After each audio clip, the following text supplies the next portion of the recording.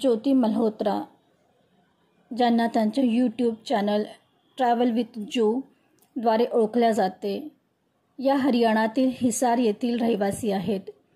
त्यांचं चॅनल 2020मध्ये सुरू झाला आणि त्यांनी विविध देशातील प्रवासांचे अनुभव, स्थानिक संस्कृती, खाद्यसंस्कृती आणि जीवनशैली यावर आधारित व्हिडिओ शेअर करून लोकप्रियता मिळवली. त्यांच्या चॅनलला सुमारे 3,85,000 सबस्क्रायबर्स आहेत. त्यांनी भारतातील विविध ठिकाणांसह पाकिस्तान, इंडोनेशिया, भूतान आणि चीन यासारख्या देशांमध्ये प्रवास केला. त्यांच्या व्हिडिओमध्ये त्यांनी लाहोरमधील अनारकली बाजार, कतार राज मंदिर आणि पाकिस्तानमधील बस प्रवासांचे अनुभव शेअर केले आहेत. मात्र 17 मे 2025 रोजी ज्योती मल्होत्रा यांना पाकिस्तानसाठी गुप्तहेर कार्य केल्याच्या आरोपाखाली अटक करण्यात आली. त्यांच्यावर भारतीय लष्कराशी संबंधित संवेदनशील माहिती पाकिस्तानच्या गुप्तहेर संस्थेला पुरवल्याचा आरोप आहे.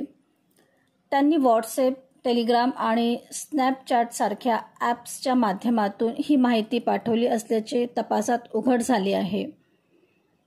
त्यांच्या सोशल मीडिया पोस्टमध्ये पाकिस्तानच्या संस्कृतीचे सकारात्मक चित्रण करण्यात आले होते, ज्यामुळे भारतीय सुरक्षा यंत्रणांचे लक्ष वेधले गेले.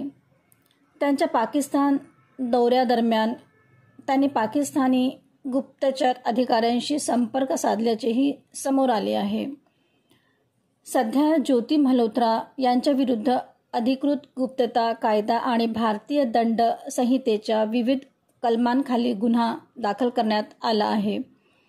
त्यांच्या अटकेनंतर सोशल मीडियावर विविध प्रतिक्रिया उमटत आहेत आणि त्यांच्या प्रकरणाची चौकशी सुरू आहे.